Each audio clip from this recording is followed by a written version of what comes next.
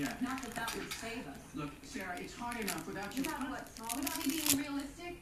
We have burned through every contact we have trying to find a replacement for Golden Plum. It doesn't exist. We're stuck with all these expert contacts, and our loan is about to be called in. You don't know that. He's been on the phone for 15 minutes with the bank. They're probably negotiating right now. Or he could be on hold. Saul, how could you?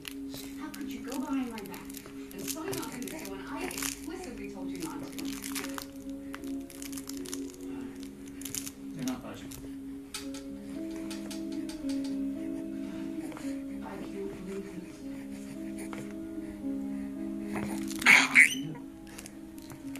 They can grant an extension on a loan. They can't afford to. The bank is losing $10 million in write-downs every week.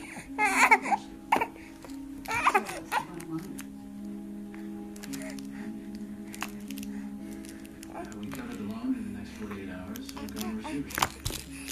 Look, there has to be enough bank. You give us $20 million in a credit crunch, it's nothing. Can I say something? It's nothing there. The bank can't take your knowledge, your experience.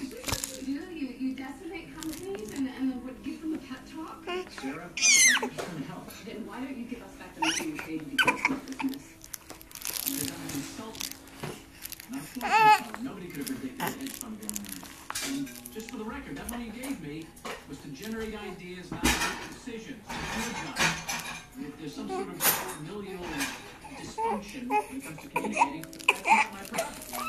Actually, Craig, none of this is your problem.